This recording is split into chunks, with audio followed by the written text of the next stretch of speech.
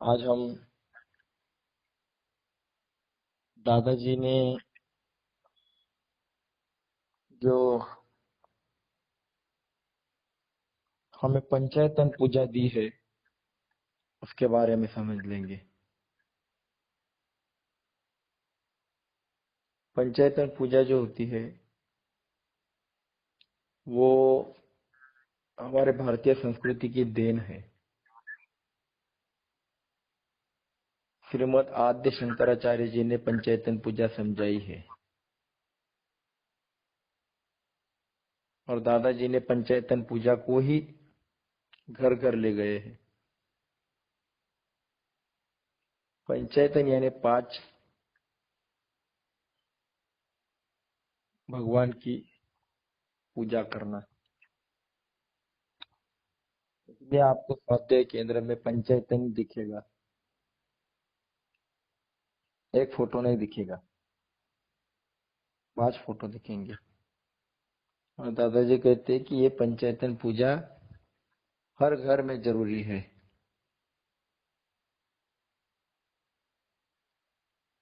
ये क्यों करनी है? क्योंकि दादाजी ने जो भी चीज दी है वो शास्त्र के आधार पर और बुद्धि पर घिसकर सोच समझ कर दी है। ऐसा ही कुछ देना है चलो दे देते हैं, ऐसा दादाजी ने कुछ भी नहीं दिया है। जिसके सवाल का जवाब नहीं, ऐसा दादाजी ने कुछ भी नहीं दिया है, सबके जवाब दिए हैं।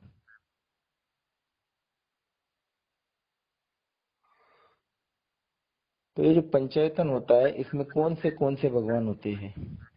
मैंने आपको पंचायतन भेजा भी था ग्रुप पे फोटो। ये हमारे अपने स्वाध्याय केंद्र में कौन सी फोटो रहती है? वही दादा का स्वाध्याय। तो उसमें रहेगा नारायण का फोटो, मतलब विष्णु भगवान नारायण। उसको हम योगेश्वर भी कहते हैं। पहला फोटो आपको दिखेगा, एक हाथ में चक्र है, दूसरे हाथ में शंख ध्वनि है, नारायण का फोटो। दूसरा होगा पार्वती माता का फोटो। और उसकी गोद में बैठे तीसरा फोटो है गणेश जी का। चौथा आपको दिखाई देगा शंकर भगवान जी का। और पांचवा है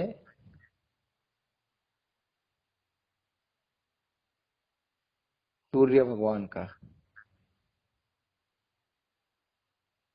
तो आप अब कंफ्यूज हो जाओगे, सूर्य भगवान का तो फोटो नहीं दिखाई दिया है, तो उसमें दादाजी का फोटो है। तो अब ये क्यों, इसका कारण हम बताते हैं। यही फोटो क्यों दिए?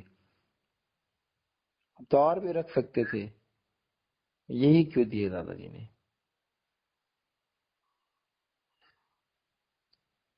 तो जो पंचायतन पूजा होती है उसमें पहली पूजा होती है, पहला फोटो होता है नारायण का। तो दादाजी ने समझाया है कि हर मनुष्य को, उसमें फ्री भी आ गई, हर मनुष्य को कुछ चीजें बहुत जरूरी है, उसके सिवा वो जी नहीं सकता है और उसके सिवा वो जीवन विकास नहीं कर सकता है। तो उसकी उपासना करनी चाहिए।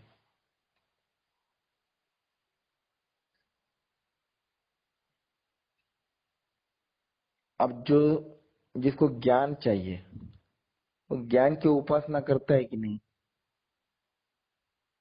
पढ़ाई के लिए वक्त देता है कि नहीं? पढ़ाई के लिए वक्त देता है। जितना ज्यादा उपासना करेगा, जितना ज्यादा वक्त देगा उतना ज्ञान मिलेगा। इसको उपासना कहते हैं।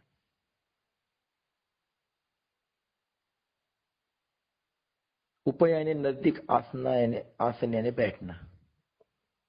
जो चाहिए उसके बैठना यानी उसके लिए कुछ कष्ट लेना। अब पैसा चाहिए तो दिन भर हम कितना मेहनत करते हैं, तो हम उपासना करते हैं,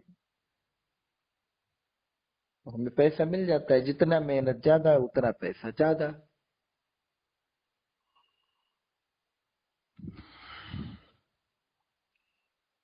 तो ये जो फोटो है ये उपासना सिखाते हैं।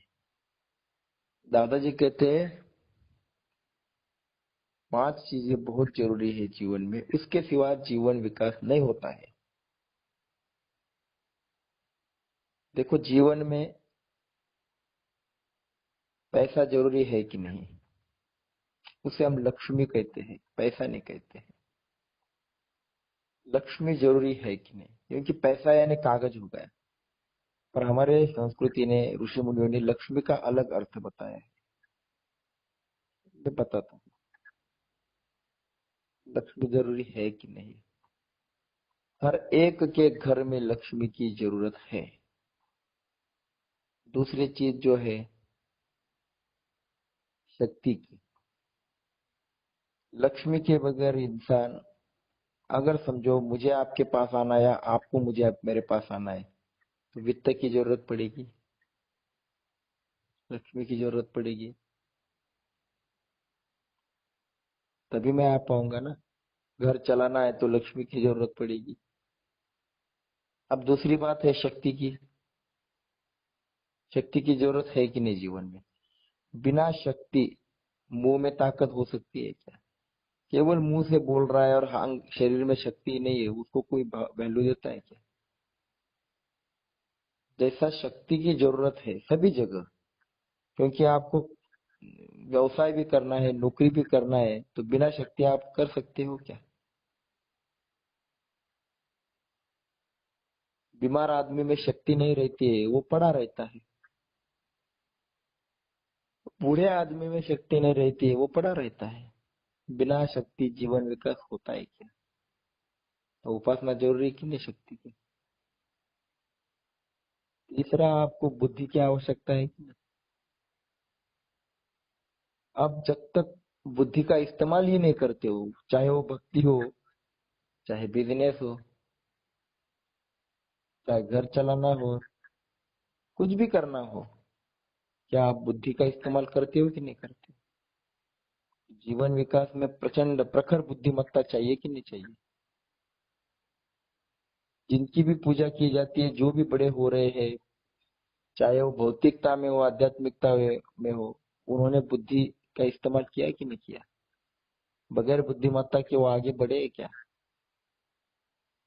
आज आईएएस ऑफिसर, आईएएस, आईपीएस, जो भी कुछ बड़े होते हैं, वकील, डॉक्टर, बुद्धि का इस्तेमाल करते हैं कि नहीं? बिना ये बुद्धि का वो आगे जाएंगे क्या? वो बुद्धि की उपासना जरूरी है कि नहीं? तीसरी चीज।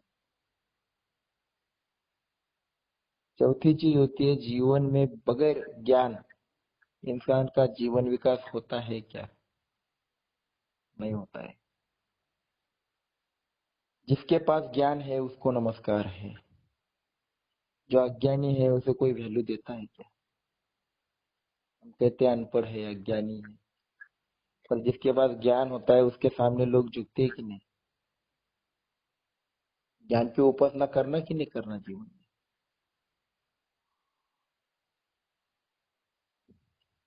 पांचवी चीज होती है जीवन में तेज चाहिए। अगर जीवन में तेजस्विता नहीं होगी, तेज नहीं होगा, तो हम लाचार रह जाएंगे, किसी के भी सामने झुकेंगे। कोई भी आएगा फटका मार के चला जाएगा, कोई भी आएगा हमें रोब दिखाकर चला जाएगा। तेज चाहिए कि नहीं चाहिए? दादाजी कहते हैं बगैर 5 चीजों के आदमी का जीवन विकास हो ही नहीं सकता। इसमें से एक भी कम होगी तो भी जीवन विकास नहीं होता है। पांचों चीजें चाहिए, और इसकी उपासना जब तक आप नहीं करते हैं तब तक आप निखरोगे नहीं। मतलब हीरा कैसा होता है, उसको एक ही बाजू में पहलू, एक ही बाजू में घिसोगे तो चलेगा क्या? वो कैसा सभी जगह से ऐसा घिसा हुआ होता है, वो जितना घिसेगा उतना चमकेगा। वैसा हमको ये 5 बाजू जरूरी है, ये 5 बाजू तब तक हम हीरा नहीं बनेंगे, चमकेंगे नहीं। पर हम भूल जाएंगे कि हमारे जीवन में इसकी जरूरत है, ये भूलना नहीं है। इसलिए पंचेतन पूजा है। जब जब आप इस फोटो को देखोगे, जब जब आप इनकी पूजा करोगे, आपको आपके अंदर क्या कमी है वो पूरी करने का मन हो जाएगा कि अरे मेरे पास ये कमी है, तो आप उसको पूरा करने के पीछे पड़ोगे। ये पंचायतन की पूजा ये शंकराचार्य जी ने दी थी, उसको दादाजी ने घर घर ले गए, आगे बढ़ाया। तो अब जब हम ये पूजा करते हैं तो पहला फोटो हमें दिखता है नारायण जी का। नारायण जी होते हैं लक्ष्मी के प्रतीक, सिंबल। अब आपको मैंने क्या कहा कि हर एक के जीवन में लक्ष्मी की आवश्यकता है, और लक्ष्मी कहाँ होती है? जहाँ नारायण होता है वही होती है।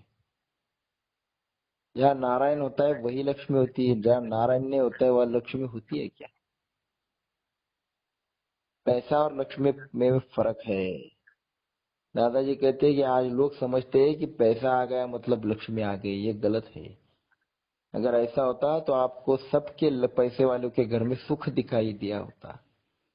लक्ष्मी किसे कहते हैं? जिस घर में सुख है, आनंद है, आत्मीयता है, एक दूसरे के प्रति प्रेम है, एक दूसरे के प्रति भाव है, एक दूसरे के प्रति समर्पण है, वो परिवार है, वो कुटुंब है, वो इस चीजों में आगे बढ़ता है। और जिस घर में प्रेम है, प्यार, आत्मीयता, भाव, समर्पण, ये सब कुछ है, उसी घर में लक्ष्मी होती है। नहीं तो पैसा तो सबके पास है, पर समाधान किसके पास है, सुख किसके पास है? विचार लक्ष्मी होती है, सौंदर्य लक्ष्मी होती है, ये सब लक्ष्मी के प्रकार है, केवल पैसा नहीं। तो जहाँ सुख शांति समाधान होता है वही लक्ष्मी होती है। और लक्ष्मी वही होती है जहाँ नारायण होता है। और जहाँ नारायण नहीं वहाँ लक्ष्मी नहीं। इसलिए जो नारायण की पूजा नहीं करते, लक्ष्मी कहाँ से आएगी? कहाँ से शांति सुख समाधान आएगा? नहीं तो सब पैसे वाले सुखी नहीं होते। जीवन विकास करना है तो नारायण की पूजा जरूरी है, लक्ष्मी की पूजा जरूरी है। और लक्ष्मी की पूजा करना है तो नारायण की पूजा करनी पड़ेगी। दादाजी कहते हैं अगर आपके घर में कोई शादी का कार्ड देने आता है, इनविटेशन देने आता है, दादाजी कहते पुराने जमाने की जो स्त्री थी ना उसको लक्ष्मी नारायण कहते ना, आज भी हम भी। जहाँ नारायण वहाँ लक्ष्मी। पति पत्नी नहीं कहते हम, जो दादाजी कहते जो संस्कृति का काम करते हैं ना वही लक्ष्मी नारायण होते, बाकी सारे पति पत्नी है। तो शादी का इनविटेशन देने आया हुआ कार्ड के ऊपर अगर घर के स्त्री का, पत्नी का नाम डालोगे इनविटेशन कार्ड पर, तो जब पति घर में आएगा और देखेगा कार्ड के ऊपर पत्नी का नाम लिखा है, मेरा नहीं लिखा है, पति क्या कहेगा पता है? देख इस पे तेरा नाम लिखा है, तू ही जाना शादी में, मैंने आऊंगा।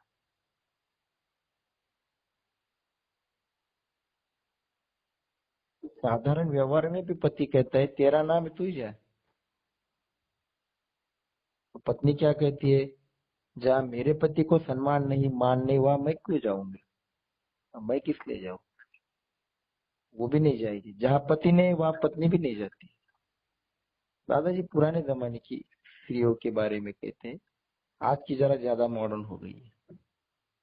दादाजी कहते हैं पुराना आदमी हूँ, पुराने जमाने की बात करूंगा। तो उसके अंदर एक समर्पण भक्ति थी कि जहाँ पति का सम्मान वही मैं रहूंगी, जो पति कहेगा वो मैं करूंगी, पति के बगैर मैं नहीं जाऊंगी। तो शादी में भी अगर पत्नी का नाम कार्ड पे हो तो पति नहीं जाएगा।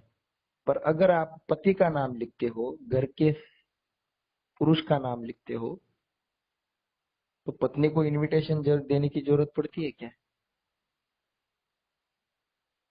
जहाँ पति जाएगा पत्नी पीछे चली आएगी, उसको अलग से इनविटेशन देने की जरूरत ही नहीं।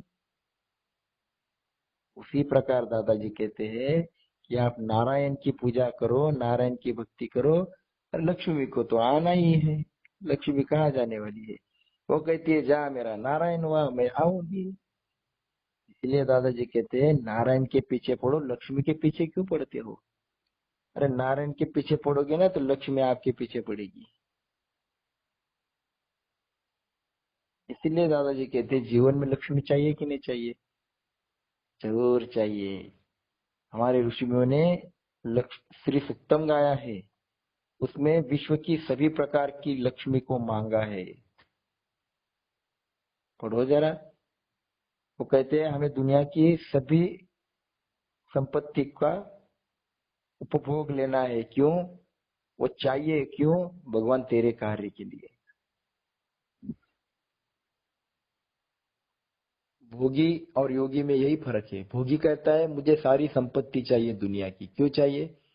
दुर्योधन कहता था कि मुझे दुनिया की सारी संपत्ति चाहिए। क्यों चाहिए? क्योंकि मुझे वो उपभोग लेना है, भोग भोगने हैं। किस लिए? एंजॉय करने के लिए। और योगी कहते हैं, मतलब महापुरुष कहते हैं कि मुझे सारी दुनिया की सारी दौलत चाहिए। क्यों चाहिए? भगवान तेरे कार्य के लिए। ये फर्क चाहिए। ये फर्क दादाजी ने सिखाया कि तुझे भी चाहिए, उसको भी चाहिए, और उसके स्वार्थ के लिए चाहिए, तुझे निस्वार्थ के लिए चाहिए। एंजॉय तो वो भी करने वाला है, एंजॉय तू भी करने वाला है, पर विचारधारा में फर्क है कि तुझे चाहिए भगवान के काम के लिए, संस्कृति के कार्य के लिए। कमाने को मना नहीं किया है दादाजी ने। इसलिए तो दादाजी कहते हैं कि जब जब तू नारायण की पूजा करेगा तुझे समझ में आएगा कि मुझे लक्ष्मी की भी आवश्यकता है। बिना लक्ष्मी तू कार्य नहीं कर सकता है। तो मेहनत से कमा, हाथ फैलाकर मत कमा, फुकट का मत ले किसी से। दादाजी ने पहला वाक्य कहा है कि स्वाध्याय कभी फुकट नहीं लेता, किसी से कुछ भी फुकट नहीं लेना। एक रुपया रुपया भी किसी का फुकट में नहीं लेना। तो ये लक्ष्मी की पूजा है। नारायण का फोटो देखोगे तो इसका मतलब आप लक्ष्मी की पूजा करना है। इसीलिए पहला फोटो क्या है दादाजी ने दिखाया है, दिया नारायण जी का। जहां नारायण वहां लक्ष्मी। अब दूसरा फोटो जो है उसमें आपको पार्वती माता दिखाई देगी। अब देखो नवरात्रि आ रही है, किसकी पूजा कर रहे हैं हम? पता है आपको?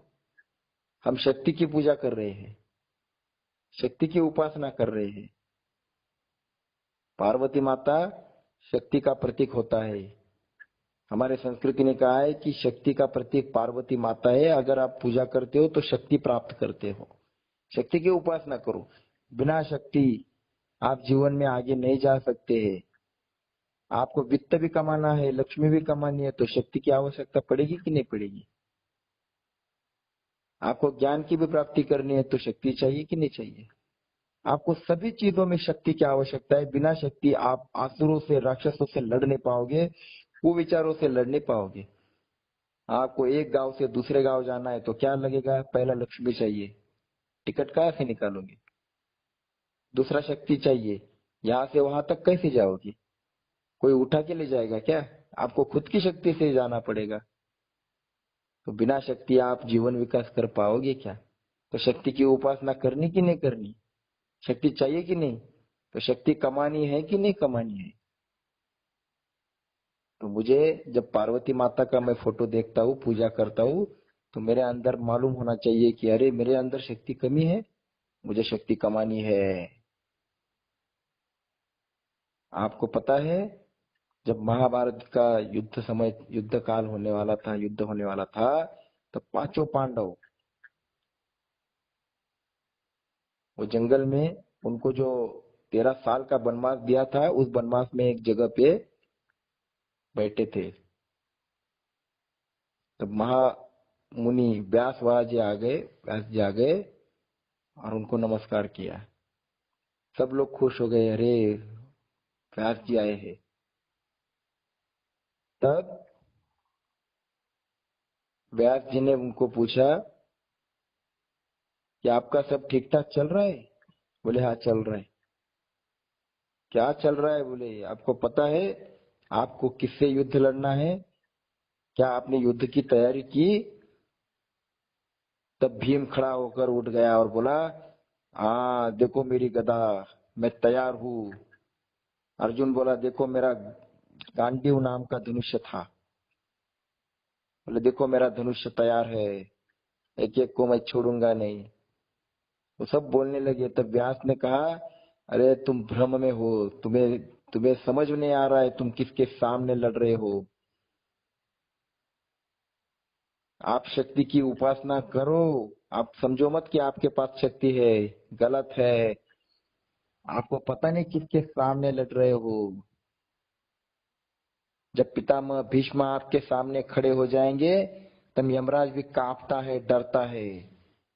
उनके सामने कोई खड़ा नहीं रहता है। अरे ऐसे भीष्म पितामह के सामने आपको लड़ना है जो एक हाथ, मतलब एक ही आदमी पूरी आपके सारे सैन्य को खत्म कर सकता है। पता है आपको? अरे जब कर्ण आपके सामने खड़ा हो जाएगा तब यमराज भी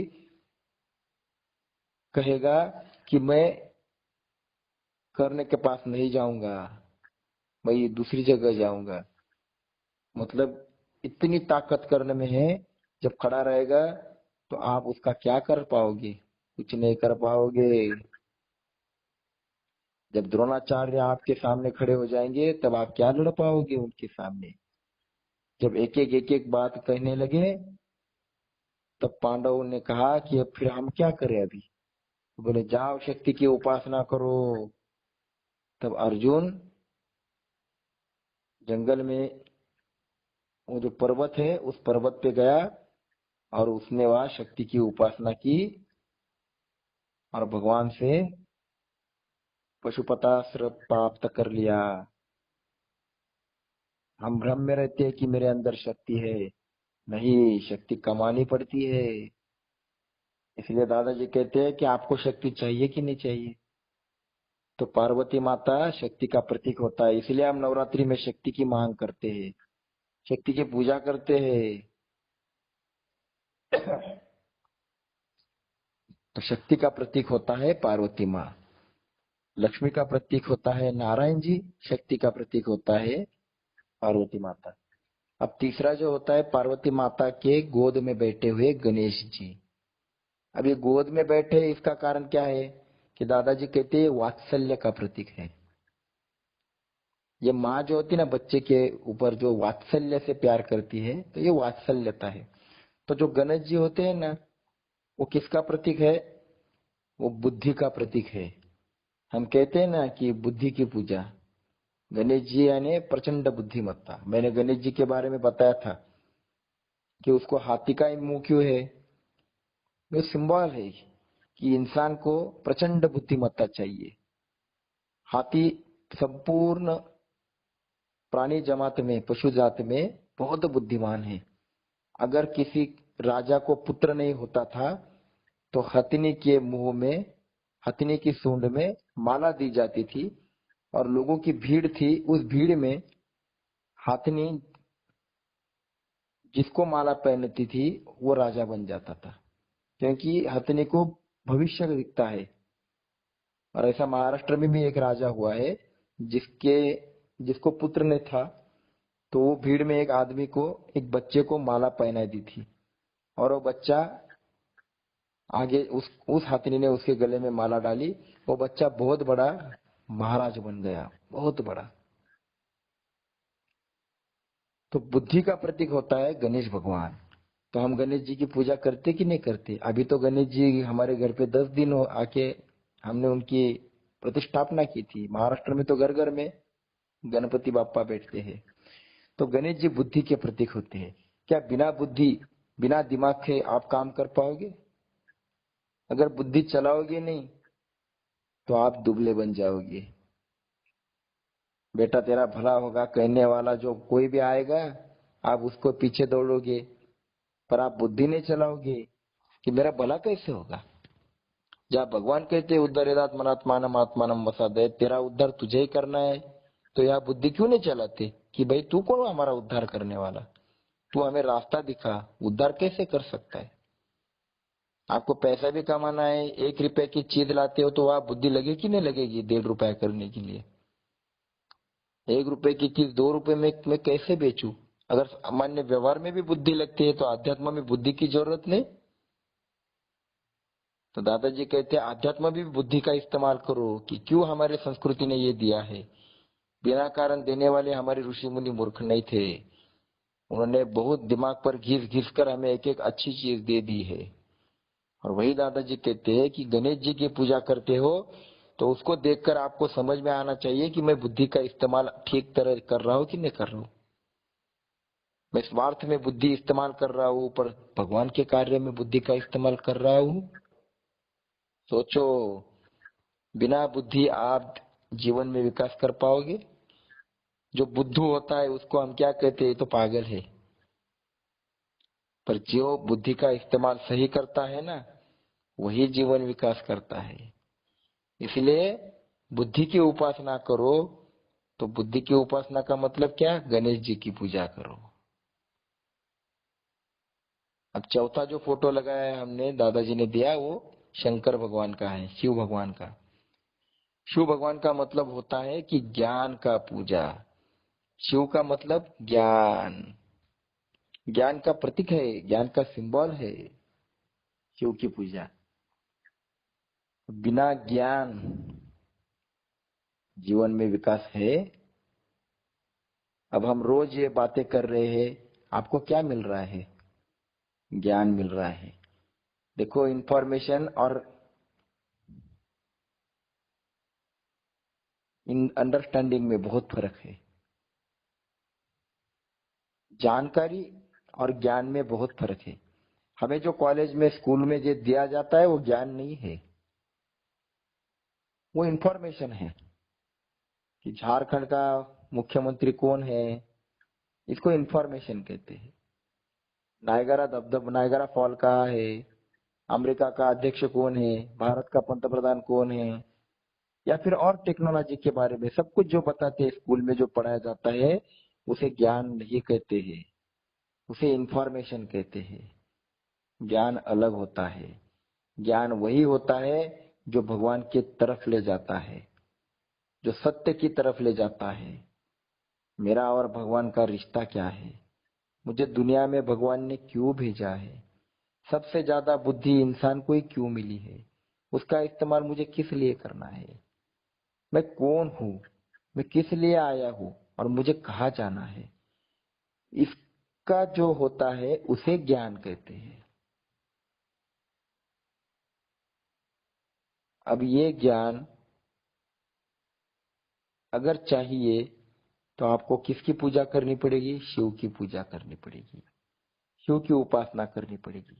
इसलिए जब जब आप ये फोटो देखते हो, पूजा करते हो, तो आपको समझ में आना चाहिए कि मेरे पास ज्ञान है क्या।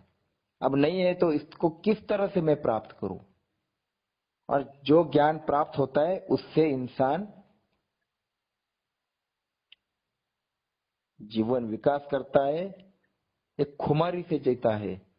अब आपको त्रिकाल संध्या द्वारा भी एक ज्ञान प्राप्त हो गया कि अरे मैं लाचार हीन दीन दुबला नहीं हूं। क्यों? क्योंकि ब्रह्मांड चलाने वाली शक्ति मेरे अंदर है। भले मेरे पास वित्त कम होगा, भले बुद्धि कम होगी, भले शक्ति भी कम होगी, पर मैं कोई हल्का हूं, मैं कोई दुबला हूं, दीन हूं नहीं। क्यों? क्योंकि भगवान मेरे अंदर है। अब भगवान मेरे अंदर है तो मैं हल्का थोड़ी हूं। अरे हमारे एरिया का अगर एक आधा पुलिस वाला भी पहचान का हो तो हम कहते नहीं, वो पुलिस की पहचान है मेरी। अगर किसी अधिकारी या किसी मंत्री की भी पहचान हो तो हम कहते हैं वो मंत्री की पहचान है मेरी। अरे साधारण मंत्री की पहचान हो तो आपका छाती आगे आता है और आप कहते हो अरे मेरी उससे पहचान है, एनर्जी महसूस करते हो, है कि नहीं। तो ब्रह्मांड चलाने वाली शक्ति मेरे पास है, तो आप खुद को कितना शक्तिशाली महसूस करोगे। पर ये ज्ञान कब आता है पता है, ये सुनने से नहीं आता है। ये जब आप जीना शुरू करोगे ना, जब त्रिकाल संध्या जीवन में लाना शुरू करोगे ना, तब आपको एहसास होगा, तब ज्ञान होगा। ज्ञान महसूस होता है, ज्ञान सुनने से नहीं मिलता है। ज्ञान को जीना पड़ता है, जीवन में उतारना पड़ता है। जब त्रिकाल संध्या करते करते करते जब आपको समझ में आएगा, तब महसूस होगा कि सच में भगवान मेरे दिल में है, अंदर है, और वो मेरा जीवन चला रहे हैं। कब होगा? ज्ञान के लिए जीना पड़ता है, उसके लिए उठकर चलना पड़ता है, समाज में जाना पड़ता है, निस्वार्थ भावना से ज्ञान को बांटना पड़ता है। और जितना निरपेक्ष और निस्वार्थ से ज्ञान बांटोगे, उतना वो बढ़ेगा, निखरेगा, चमकेगा। इसलिए ज्ञान को बांटो, वो बढ़ता है। तो ज्ञान की प्राप्ति करनी कि नहीं करनी है? तो स्वाध्याय में दादाजी ने संपूर्ण वेद, उपनिषद, भगवत गीता का ज्ञान सामने रखा, संपूर्ण दुनिया की संस्कृति का ज्ञान हमें दे दिया, और ये बताया कि देखो भारतीय संस्कृति कितनी जबरदस्त है। मूर्ति पूजा का ज्ञान दादाजी ने हमें दिया। हमें लगता है मूर्ति की पूजा मतलब फूल चढ़ाना, हार चढ़ाना, धोना, सब कुछ करना। अरे वो तो कर्म कांड है, वो जरूरी है, पर उसके आगे क्या करना होता है, दादाजी ने ये बातें सिखाई। इसको ज्ञान कहते हैं। जो भगवान के पास ले जाता है उसको ज्ञान कहते हैं। मैंने सरस्वती के बारे में आपको पहले बताया है। सरस्वती की पूजा मतलब ज्ञान की पूजा, और सरस्वती वही वही होती है जहाँ निस्वार्थता होती है। तो ज्ञान की पूजा, तो ज्ञान चाहिए कि नहीं चाहिए? तो आप ये रोज सवेरे उठकर 5 बजे रोज ये उठते हो, सभी के सभी लोग, ये आप ज्ञान की प्राप्ति कर रहे हो।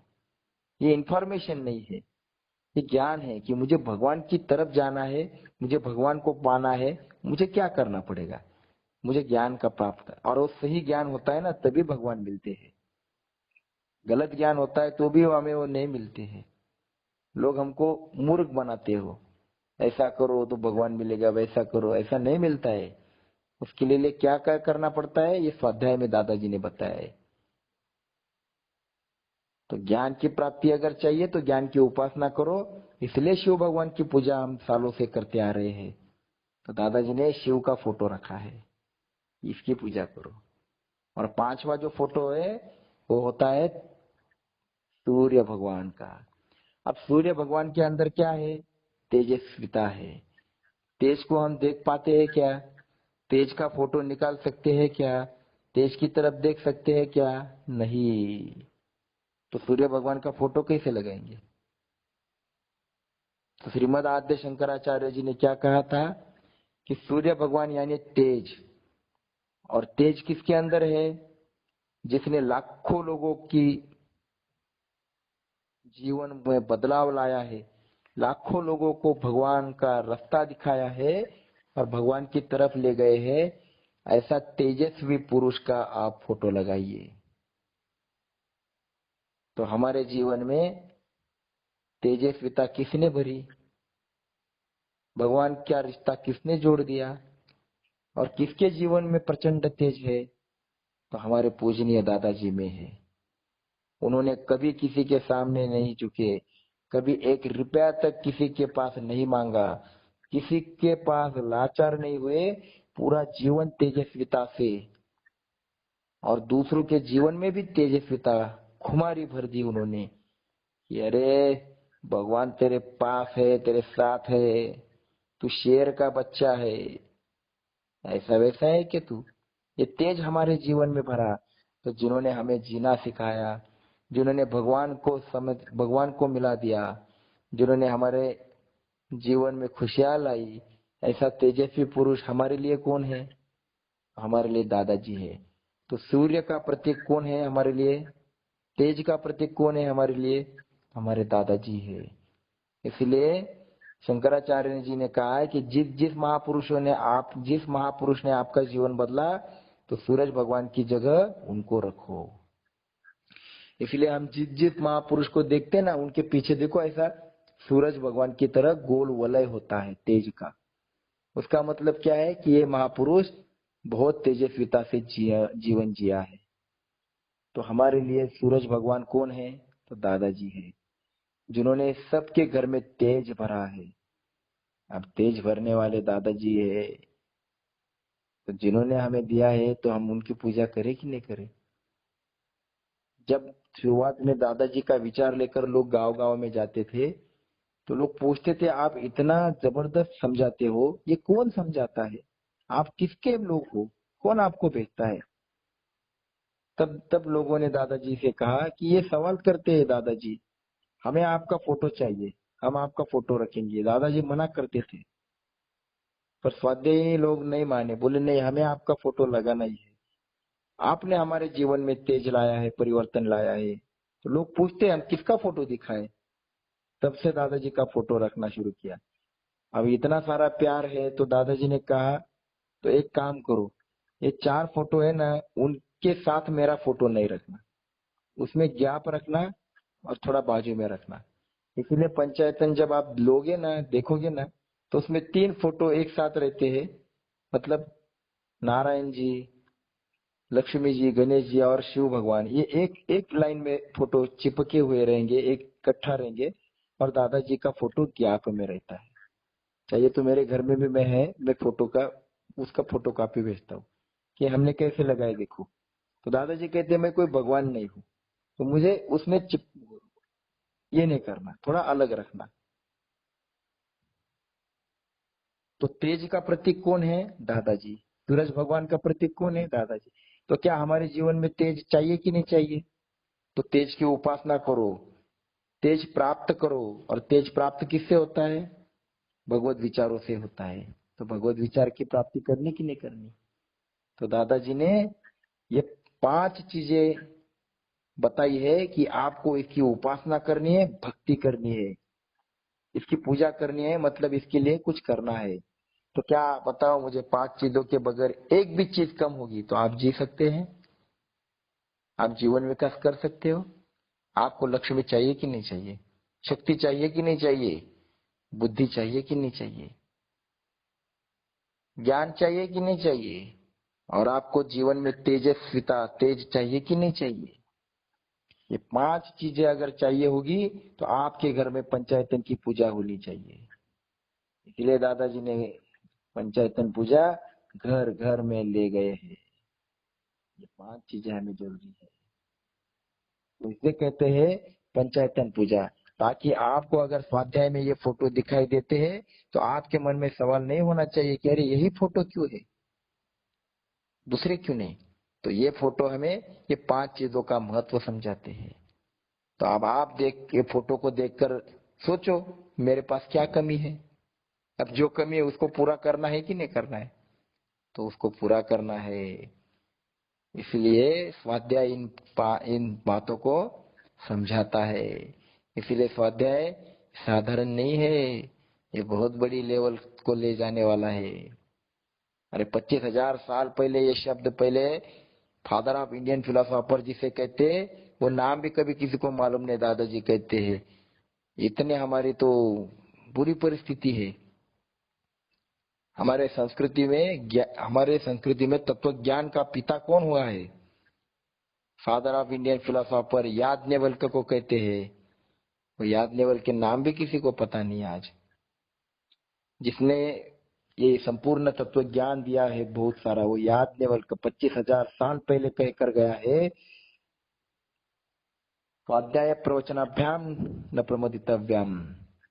स्वाध्याय करने में आलस मत करो। ये तब पहले कहा था, वही स्वाध्याय दादाजी ने दुनिया को दिया।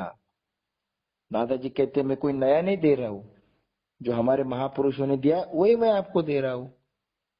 तो दादाजी ने स्वाध्याय दिया, पंचायतन पूजा दी, भगवान से रिश्ता जोड़ दिया, त्रिकाल संध्या दी।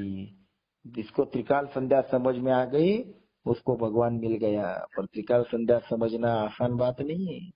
श्लोक को याद करना मतलब त्रिकाल संध्या नहीं है। त्रिकाल संध्या जीना पड़ता है। त्रिकाल संध्या लगता है बहुत आसान है, पर वो समझना बहुत कठिन है। अब इसका ही तो ज्ञान आपको प्राप्त करना है कि त्रिकाल संध्या है क्या। इसलिए दादाजी ने 50 साल तक त्रिकाल संध्या ही समझाई, क्योंकि त्रिकाल संध्या से भगवान से रिश्ता मजबूत हो जाता है।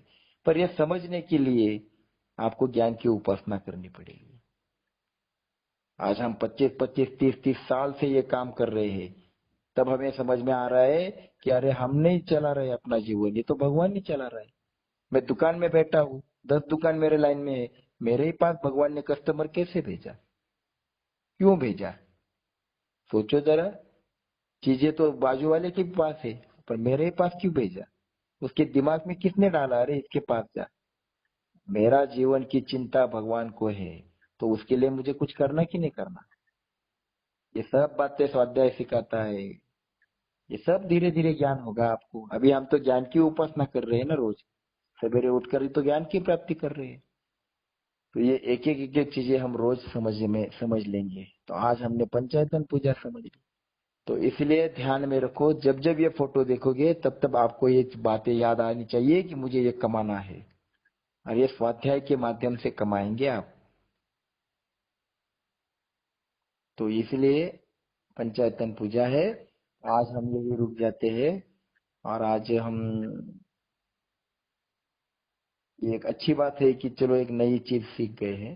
तो हमें ये नई चीज सिखाने वाले दादाजी को नमस्कार करते हैं, हमारी संस्कृति को प्रणाम करते हैं, और आज हम यहाँ रुक जाते हैं। जय योगेश्वर।